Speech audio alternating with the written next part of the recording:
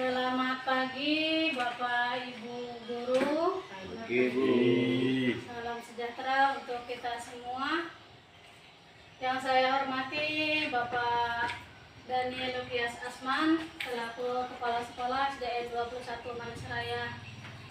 Saya mengucapkan terima kasih yang sebesar-besarnya karena Bapak Ibu sudah meluangkan waktunya untuk mengikuti kegiatan diseminasi budaya positif oleh saya. Ini adalah tugas nyata diseminasi CGP Angkatan 11 Kabupaten Sintang. Ya, yuk. Nah, sebelum kita mulai, saya mau bertanya, apakah Bapak Ibu setuju bila 1. Pemberian hukuman dapat mendisiplinkan siswa? Setuju tidak Bapak Ibu? Tidak, Bu. Tidak. Mengapa tidak setuju? Bisa menyakitkan anak. Oh ya, bisa menyakiti anak. Apalagi? Bisa anak menjadi takut. Iya, anak menjadi takut. Yang kedua, pemberian hadiah meningkatkan prestasi siswa. Setuju atau tidak? Setuju. Setuju. Yang ketiga, guru harus mampu memberikan solusi untuk setiap siswa yang bermasalah. Setuju atau tidak? Setuju. Setuju. Yang keempat, guru berperan sebagai teman bagi siswa. Iya. Ya, lanjut Bu. Apa itu budaya positif? Budaya positif adalah perwujudan dari nilai-nilai atau keyakinan universal yang diterapkan di sekolah.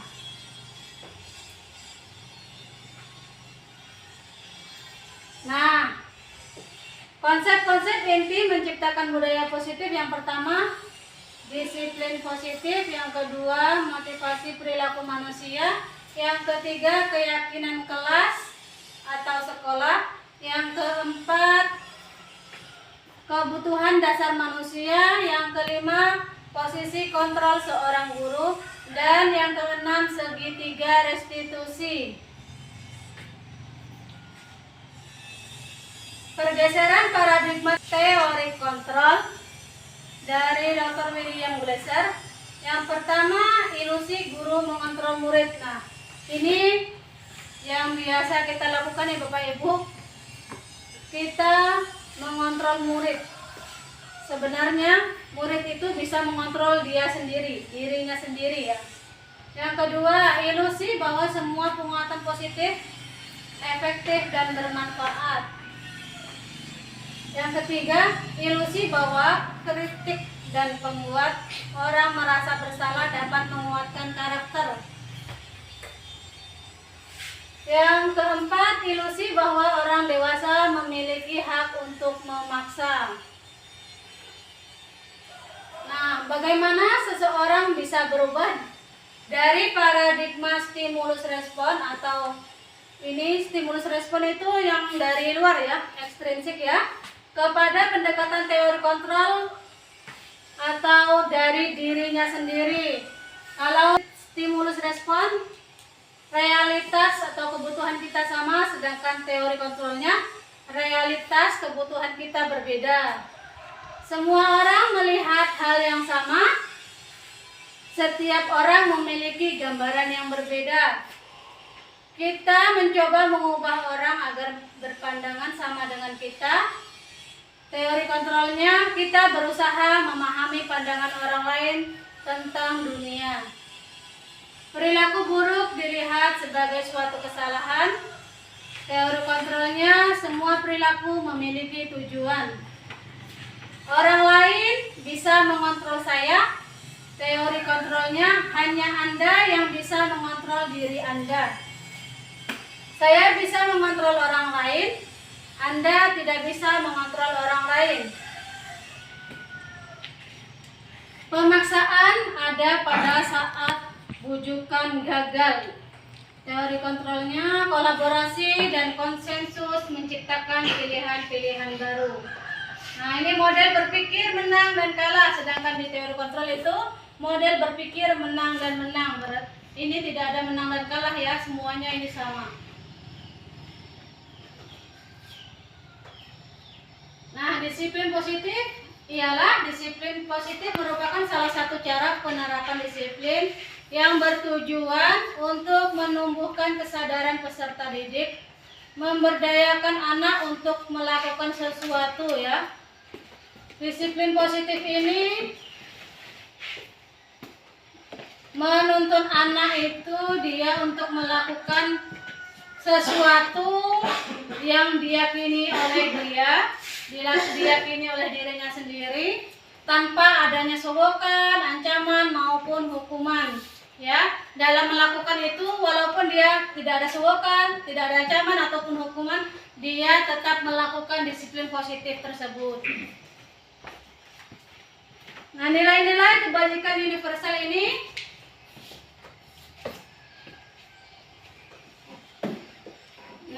berdasarkan profil pelajar Pancasila ya, yang sering-sering kita nyanyikan: beriman, bertakwa kepada Tuhan Yang Maha Esa dan berakhlak mulia. Yang kedua, berkebinekaan global. Yang ketiga, bergotong royong. Yang keempat, kreatif.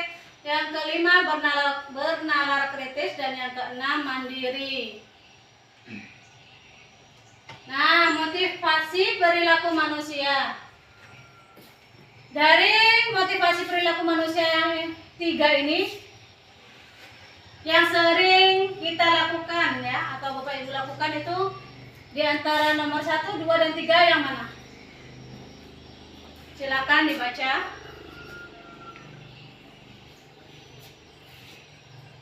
Ayo Pak Rebi, yang mana di antara ketiga tersebut yang sering Bapak lakukan motivasi perilaku manusia? Yang pertama Bu, menghindari ketidaknyamanan atau hukuman. Menghindari ketidaknyamanan atau hukuman. Ayo, ada lagi? Pak Nurhan apa? Yang ketiga, menghargai diri dan menjadi orang yang mereka inginkan. Ya, menghargai diri dan menjadi orang yang mereka inginkan. Motivasi perilaku manusia dari diri kita sebagai guru juga banyak yang milih nomor 1 ya, menghindari ketidaknyamanan atau hukuman. Ini apa namanya ya? Memilih nyamannya.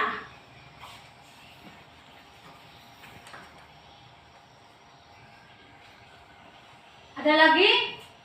Yang nomor 2 ada enggak? Yang milih nomor 2? Saya Bu. Mendapatkan imbalan atau penghargaan, berarti Bapak selalu mendapatkan hadiah ya. Hadiah di jalan.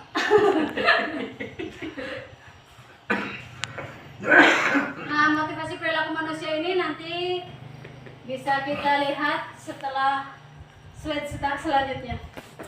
Kalau nggak ada bayan nyanyi mana? Konsekuensi dan restitusi. Hukuman itu, benar kata Bapak tadi, sesuatu yang menyakitkan, sedangkan konsekuensi itu sesuatu yang harus terjadi.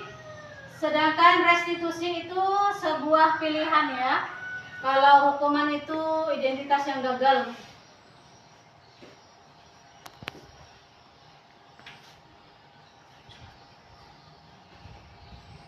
Konsekuensi. Udah dibaca ya Bapak Ibu? Bisa kelihatan enggak? Kelihatan Bu. Lanjut ya Bu.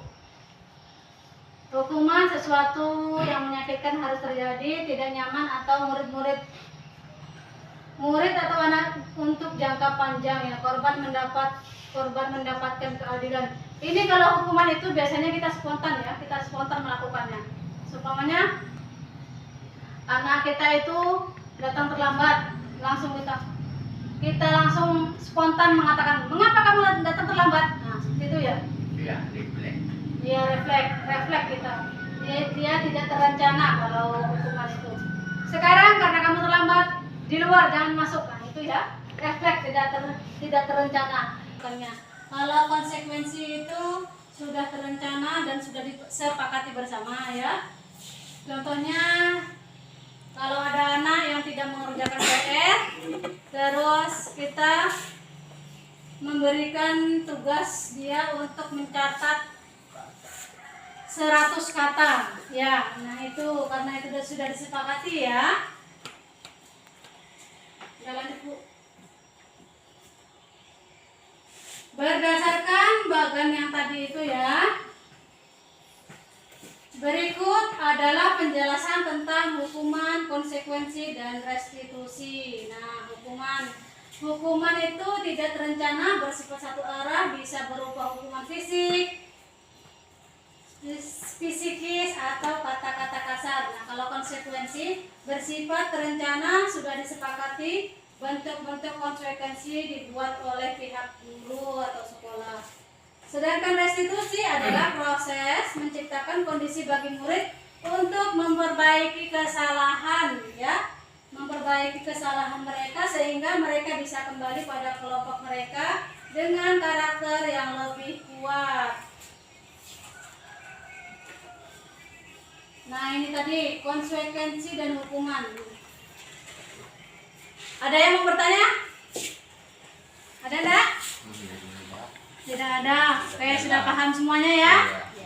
Nah, sekarang kita akan menjawab ini. Konsekuensi atau hukuman mencatat 100 kali di dalam buku kalimat. Saya tidak akan terlambat lagi karena terlambat ke sekolah. Ini konsekuensi atau hukuman?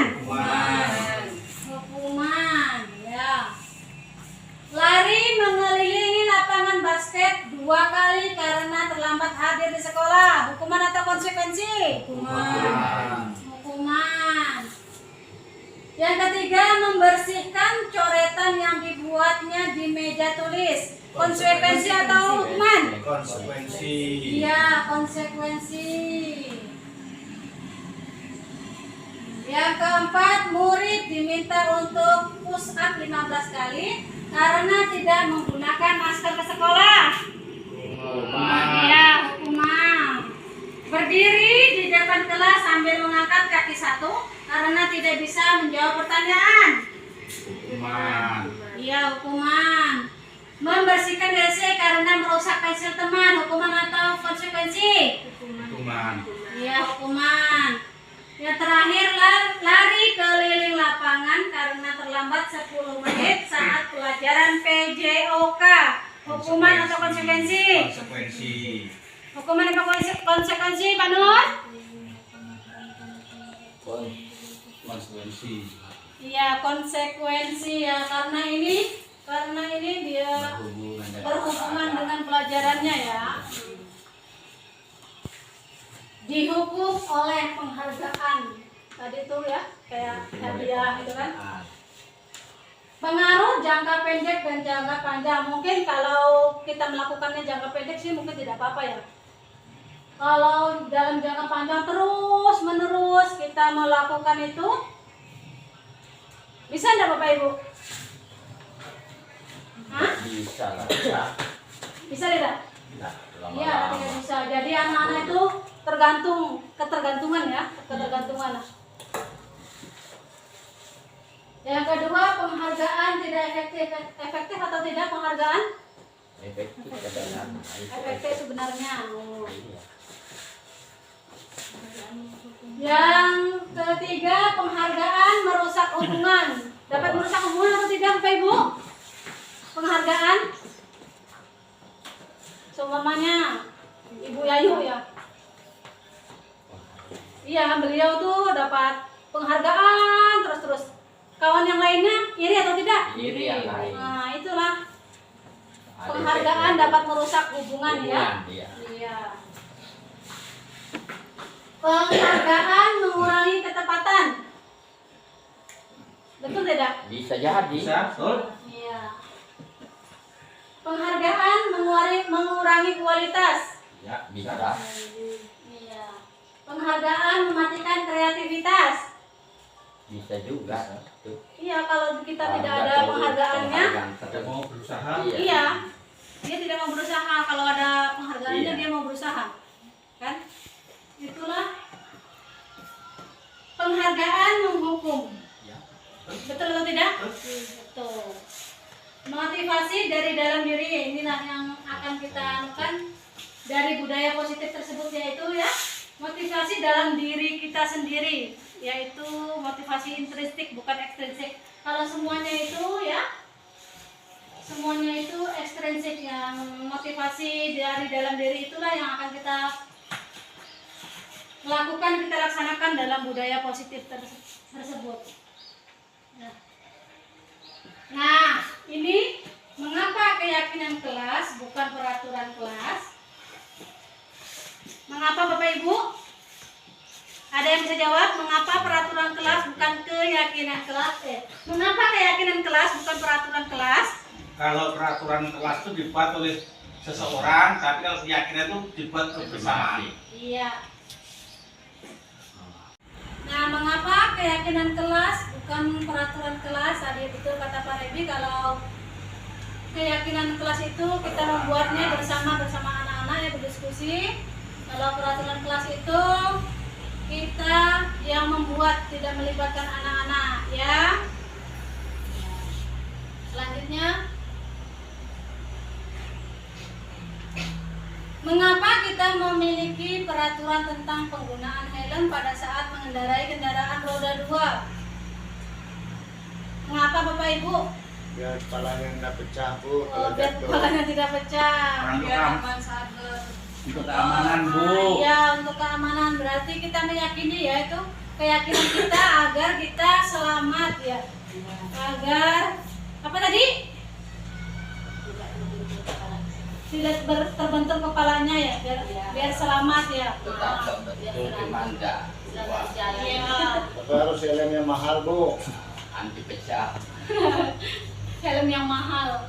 Ini memang aturannya. Tapi karena kita meyakini keyakinan kita kalau kita menggunakan helm itu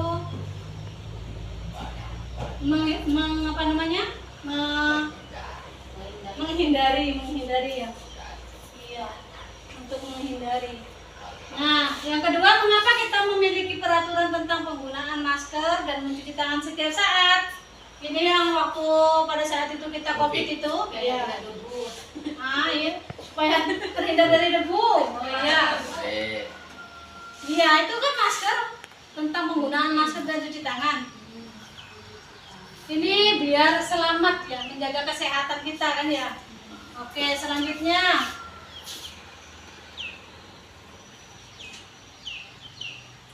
Nah, ini tadi keyakinan kelas dibuat berdasarkan kesepakatan antara guru dan siswa yang bersifat universal, sedangkan peraturan itu biasanya dibuat oleh guru bersifat satu arah ya.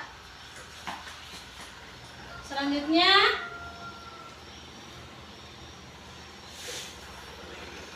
ini adalah prosedur pembentukan keyakinan sekolah atau kelas ya.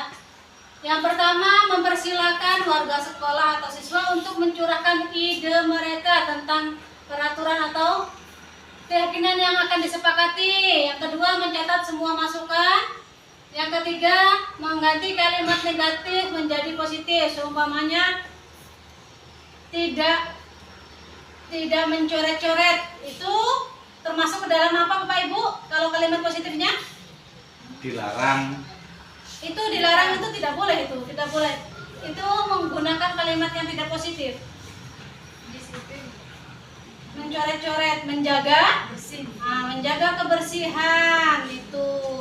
Terus tidak terlambat masuk kelas. Nah, itu tidak boleh. Seharusnya disiplin atau datang tepat waktu ya, kalimat positifnya. Yang keempat, meninjau kembali curahan pendapat yang terkumpul dan disusun menjadi keyakinan kelas. Yang kelima, tinjau ulang keyakinan kelas yang sudah tersusun itu. Boleh keyakinan kelas itu 3 atau 7 ya, 7 kesepakatan. Tidak boleh terlalu banyak-banyak ya Bapak Ibu. Kalau keyakinan kelas itu banyak, anak-anak tidak menghafal. Lupa. Iya, lupa mereka. Yang keenam, meninjau dan menyetujui dengan menandatanganinya Dan yang terakhir, keyakinan kelas itu ditempel di dinding kelas ya. Di dinding kelas, boleh di sebelah itu pintu ya, jangan di atas sana ya Bapak Ibu, nggak kelihatan ya kalau di atas itu dia. Selanjutnya, nah ini adalah dokumentasi keyakinan kelas 5 SDN 21 SDN 4 SKPH Manisbaya. Yang pertama ini saya mensosialisasikan pembuatan keyakinan kelas dan menyampaikan tujuan kita membuat keyakinan kelas. Nah ini ya. Yang kedua ini membagikan sticky notes kepada siswa untuk menulis keyakinan kelas mereka ya. Yang ketiga, peserta didik setelah menulis tadi itu menggunakan sticky notes, peserta didik menempelkan keyakinan mereka. Selanjutnya, setelah menempelkan, guru dan siswa mengerjakan kalimat yang ditulis. Tadi kalimat yang sudah ditulis ditempelkan itu kita baca kembali. Nah, setelah dibaca, kita memilih keyakinan kelas yang disepakati tadi ini ya. Yang selanjutnya, peserta didik menggunting kertas yang akan ditulis untuk membuat keyakinan kelas. Nah, setelah tadi menggunting sudah ditulis, mereka menempelkan keyakinan kelasnya ini.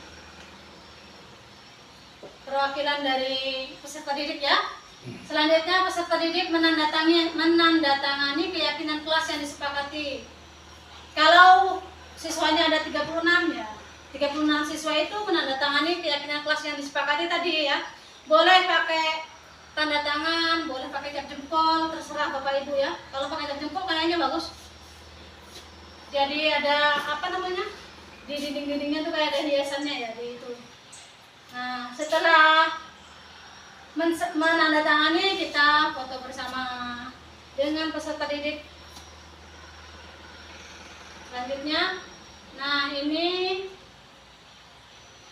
5 posisi kontrol guru. Yang pertama itu penghukum, pembuat merasa bersalah, teman, pemantau, dan manajer. Nah sekarang Bapak Ibu tulis di sini ya, di sticky notes-nya.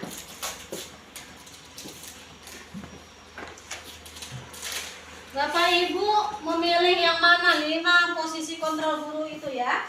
Nanti tidak usah diberikan kepada saya. Itu disimpan oleh Bapak Ibu saja. Bawa pulang, Bu. Boleh dibawa pulang, boleh. Ini rahasia Bapak Ibu ya. Satu jadi tulis. Iya, 1. Itu Tulis dan di 5 posisi kontrol guru ya.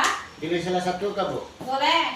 satu jadi tulis. Iya, apakah Hah? posisi kontrol kita sebagai Ini penghukum benaran dan- atau pembuat merasa bersalah, atau sebagai teman, atau pemantau, atau sebagai manajer. Udah siapa? Ya, jangan ditempel, Bapak simpan sendiri. Nanti setelah itu Bapak, Apa dulu? iya, Pulpennya, Bu. Jangan lama-lama. Ini. Iya.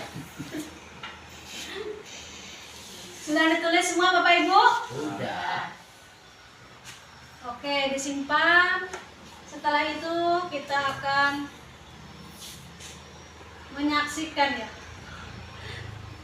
Menyaksikan video tersebut. Nanti setelah menyaksikan video ini, apakah Bapak Ibu akan mengubah posisi 5 posisi kontrol tersebut itu tadi yang dipilih Bapak Ibu ya.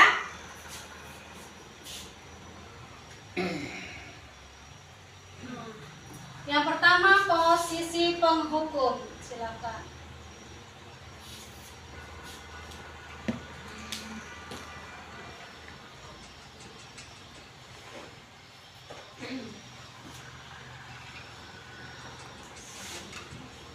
Benar, Kalau tukang hukum. Wih, Bapak kalau sekolah gitu, galak. Selalu terlambat. keraskan sedikit dulu. Kamu deh, pasti terlambat. Saya Apa? Apa coba? Alasan kamu apa lagi? Kapan sih kamu tidak terlambat? Malas sekali ya kamu jadi anak. saya Dasar pemalas. Gak kapok-kapok sih kamu. Sudah berapa kali terlambat? Nah, ini posisi Kamu keliling penghukum ya. lapangan basket 2 kali. Kenapa saya harus keliling lapangan basket, Bu? Kenapa? Kamu mau lawan ibu? Berani-beraninya jawab. Sudah terlambat, masih berani jawab pula. Sekarang, keliling lapangan basket 5 kali sekalian. Biar kamu. Cepat. Pergi sana ke lapangan basket. Nah, itu posisi penghukum. Selanjutnya lagi. Video selanjutnya, Bu. Posisi pemantau.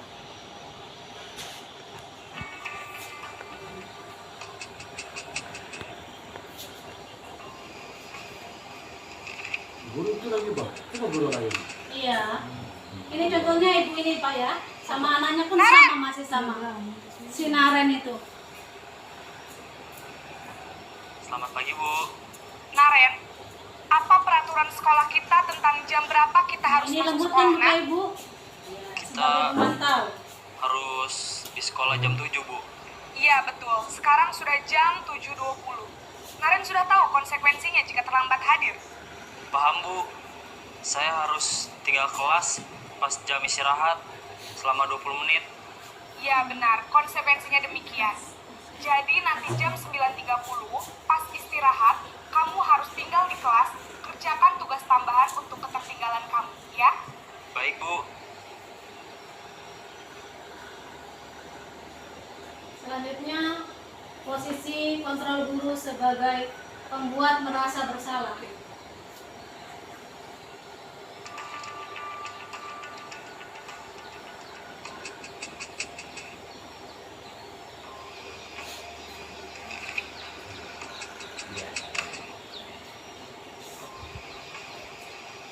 Naren!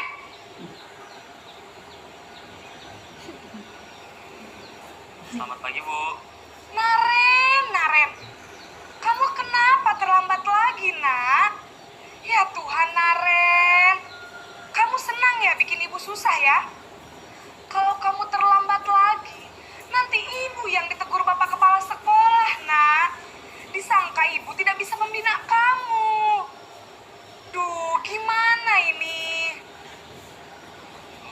Maaf, Bu. Duh, Gusti Naren. Kamu suka ya kalau ibu ditegur bapak kepala sekolah? Terus, sekarang ibu harus tulis apa ini di buku absen? Ini kamu sudah sering terlambat loh. Ibu harus apa coba? Maaf, Bu. Maaf sekali. Ya sudah, lain kali jangan bikin ibu susah lagi ya, Nak ya. Ibu tidak akan kuat lagi kalau kamu begini terus. Bisa jantungan kalau ibu ditegur bapak kepala sekolah. Sana cepat ke kelas. Maaf ya, Bu. Jantungan, Pak. Maaf sekali. Oke, video selanjutnya sebagai teman. Posisi kita sebagai teman ya. Kemarin lagi. Betul, masih Naren lagi ini.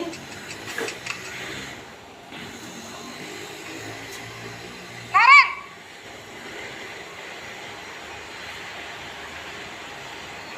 Selamat pagi, Bu. Wah, sudah jam berapa ini, Nak? Terlambat lagi ya, sayang. Iya, Bu. Lebih lembut lagi. Habis ibu saya lupa bangunkan saya, Bu. Kamu malah menyalahkan ibu kamu. Kamu bukannya anak yang larinya paling kencang. Kok terlambat sih? Iya, Bu. Saya memang terlambat bangun tadi. Jadi, biarpun saya lari kencang, tetap gak kekejar, Bu. Ya sudah sana. Nanti lain kali larinya lebih kencang lagi ya. Biar gak terlambat lagi. Bikin seneng ibu. Demi ibu. Bisa kan? Bisa lah, Bu. Ya sudah sana masuk kelas. Ibu beresin urusan absen kamu. Kamu ini ada-ada saja. Yang terakhir adalah posisi sebagai manajer ya.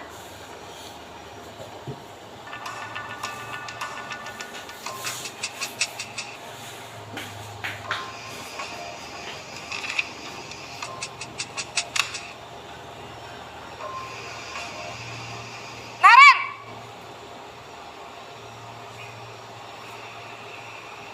Selamat pagi, Bu. Selamat pagi, Naren. Maaf, Bu. Saya terlambat. Iya, sekolah masuknya jam 7, sekarang sudah jam 7.20. Jadi sekarang bagaimana ini, Naren? Maaf, Bu. Saya lupa setel alarm saya semalam. Baiklah, menurut kamu, keyakinan sekolah yang mana yang perlu kamu tingkatkan? Menghargai diri sendiri dan orang lain mungkin ya, Bu. Setuju. Jadi, apakah Naren meyakini prinsip saling menghormati tersebut? Iya, Bu. Saya meyakininya. Apakah Naren bersedia memperbaiki masalah keterlambatan ini? Bersedia, Bu. Bagaimana kamu akan perbaiki masalah keterlambatan ini? Saya akan coba untuk tidak lupa menyetel alarm saya, Bu. Baik, kalau Naren lupa menyetel alarm di rumah, ada orang yang kira-kira bisa bantu mengingatkan tidak? Ada, Bu. Kakak saya, Kak Ema. Ada lagi selain Kak Emma? Selain Kak Ema, ada ibu saya. Baik, jadi yang mengingatkan Naren adalah Kak Emma dan ibu kamu ya? Di posisi manajer Kira-kira ini, akan mulai setel lebih alarm kapan tenang nih, ya? Naren? Setelah pulang sekolah, akan segera saya lakukan.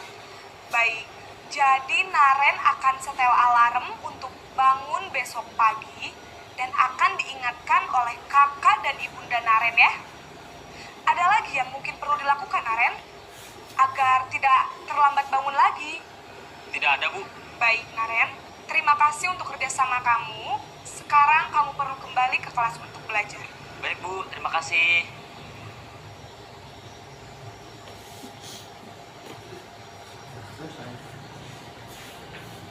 Oke, selanjutnya. Nah, setelah Bapak Ibu tadi menyaksikan video 5 posisi kontrol guru, apakah ada yang mau dirubah atau yang ingin diubah oleh Bapak Ibu yang dipilih Bapak Ibu tadi itu 5 posisi kontrol? Ada tidak? Atau masih tetap dengan pendiriannya? Tetap. Oh, tetap pada pendiriannya. Nah, ini sebagai penghukum tadi itu ya, menghardik, menunjuk-nunjuk, berkaca pinggang atau membentak ya. Hukumannya bersifat fisik atau verbal. Nah, dampaknya ini, dampak dari penghukum anak menjadi pendendam, tidak menyukai guru atau mata pelajaran tertentu ya. Kalau yang membuat merasa bersalah, suaranya lembut namun menyalahkan siswa. Guru menyatakan kesalahan pada siswa dan guru menderita. Nah, dampaknya membuat siswa merasa bersalah, dia menjadi rendah diri dan menarik diri, dia tidak percaya diri jadinya ya. Posisi sebagai teman, guru bersikap ramah, cenderung bersenda gurau untuk menghangatkan suasana. Dampaknya murid bergantung pada salah satu orang guru tertentu. Guru itu saja ya, dia tidak mau guru yang lain. Iya. Sebagai pemantau, nada bicaranya dan ekspresinya datar, identitasnya berhasil. Pemantau tetap memantau saat siswa diberi sanksi. Dampaknya menghitung hadiah atau hukuman yang diberi tanpa nilai kebajikan, tidak sepenuhnya mandiri ya, karena dia dipantau terus. Sedangkan manajer suaranya netral, tercipta identitas positif atau berhasil, mengajukan pertanyaan bermakna, membantu siswa memecahkan masalah. Dampaknya murid menjadi mandiri, percaya diri, dan dia mampu memecahkan masalahnya sendiri, mampu mencari solusi dari permasalahan yang dia hadapi. Nah, kebutuhan dasar manusia ya, yang sekarang kebutuhan dasar manusia itu yang pertama itu bertahan hidup. Contohnya bertahan hidup itu apa saja? Hah? Bapak Ibu? Kita perlu makan atau tidak? Perlu. Nah, perlu makan berarti makan ya. Atau sandang, pangan, dan papan. Kasih sayang, yang kedua kasih sayang dan rasa diterima. Jadi kalau ada anak yang suka gimana ya, caper atau cari perhatian kita gitu ya, nah kita harus tahu itu anak itu berarti dia kurang kasih sayang dari orang tuanya di rumah, dia mencari perhatian kita. Jadi kita tidak boleh ya bilang kamu ini caper benar sih. Lo sudah dekat ibu, itu tidak boleh ya Bapak Ibu. Yang ketiga penguasaan. Yang keempat kebebasan. Dan yang kelima kesenangan. Nah, Bapak Ibu, senang atau tidak? Oke, nah ini aku senang main kejar-kejaran dengan ibu guru. Seru katanya. Itu kesenangan, penguasaan, atau apa? Aku senang main kejar-kejaran dengan ibu guru. Seru katanya. Apa tadi? Iya, kesenangan. Yang kedua, ibu guru kejar aku karena ibu guru sayang aku. Itu apa? Kasih sayang, kesenangan, atau penguasaan? Iya, kasih sayang. Itu sudah ada kata sayangnya. Yang ketiga, aku hebat kan bisa bikin ibu guru kejar aku. Penguasaan. Iya, penguasaan. Yang keempat, aku bosan belajar mewarnai terus di dalam kelas. Apa itu? Apa Bapak Ibu? Penguasaan. Selanjutnya,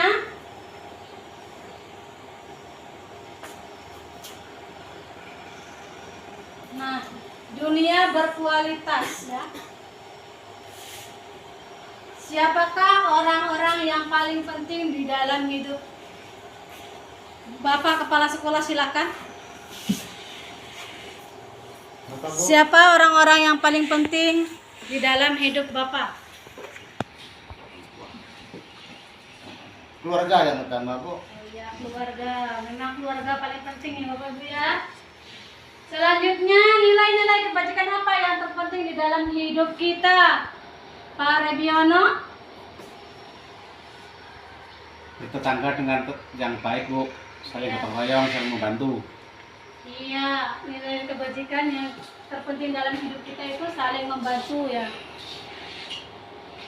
Kalau kita menjadi orang yang ideal, karakter atau sifat apa yang akan paling kita inginkan dari diri kita?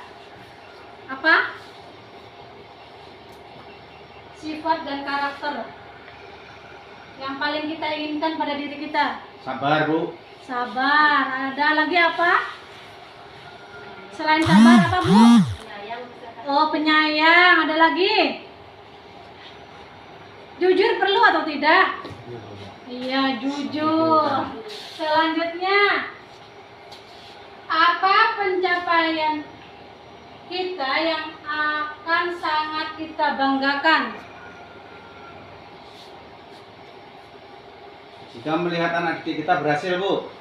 Iya, jika melihat anak didik kita berhasil. Ceritakan bagian perjalanan hidup di mana merasa itulah titik puncak hidup kita.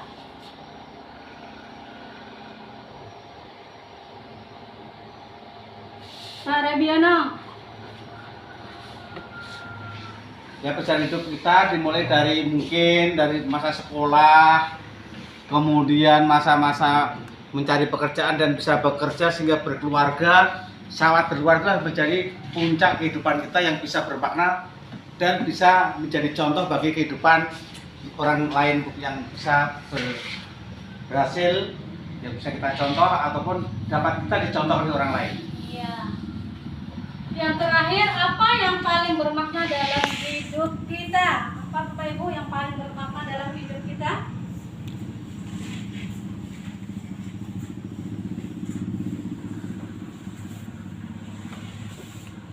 Kita perlu bersyukur atau tidak?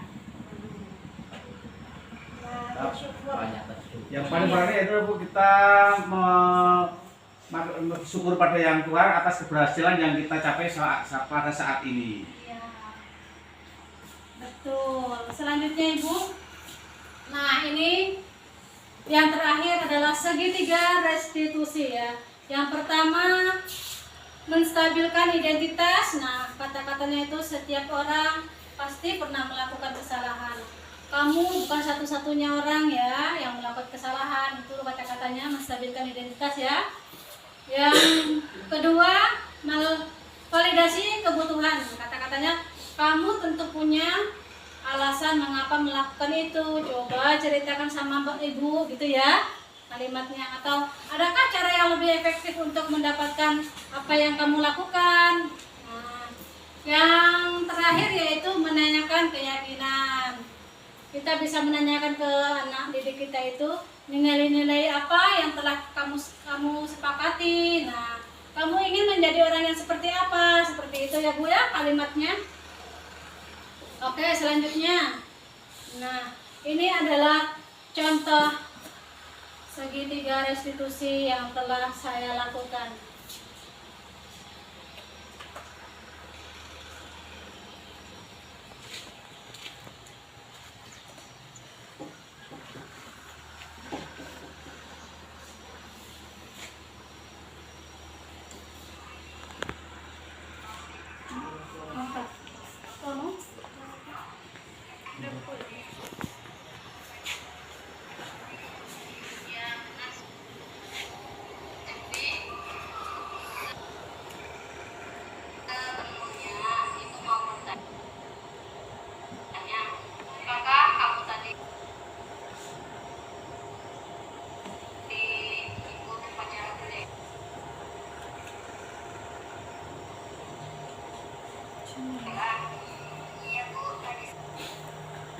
Kalau ada itu lewat itu aja. Apa namanya? Dari galeri.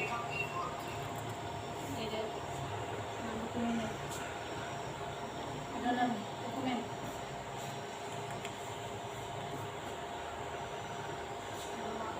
Nah, itu siapa?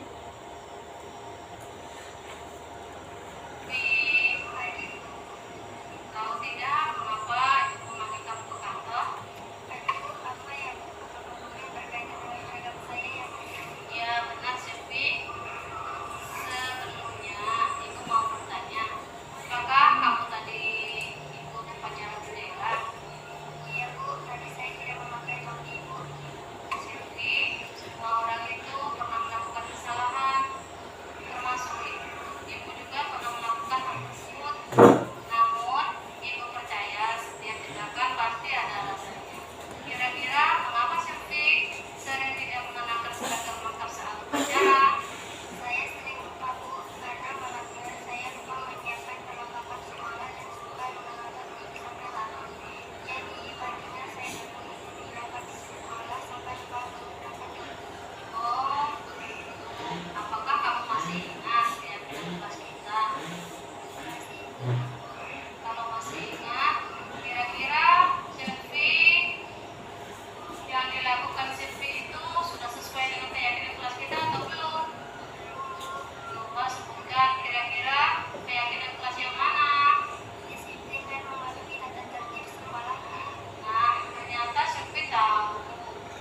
Apakah Silvi punya solusi untuk masalah ini? Ada Bu. Pertama, saya minta maaf sama Ibu karena tidak menggunakan seragam lengkap saat upacara. Kedua, saya akan menyiapkan perlengkapan pada malam ini.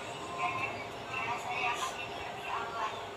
Baik, Ibu apresiasi tanggung jawab Silvi ya.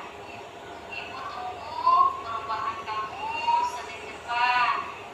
Dan sekarang kamu boleh istirahat lagi. Terima kasih. Silakan.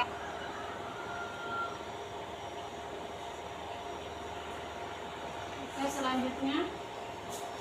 Baik, Bapak Ibu, terima kasih atas kehadirannya untuk meluangkan waktu. Seharusnya Bapak Ibu sudah pulang ya, sudah istirahat. Terima kasih motivasi dukungannya kepada saya. Saya akhiri. Assalamualaikum warahmatullahi wabarakatuh. Selamat siang.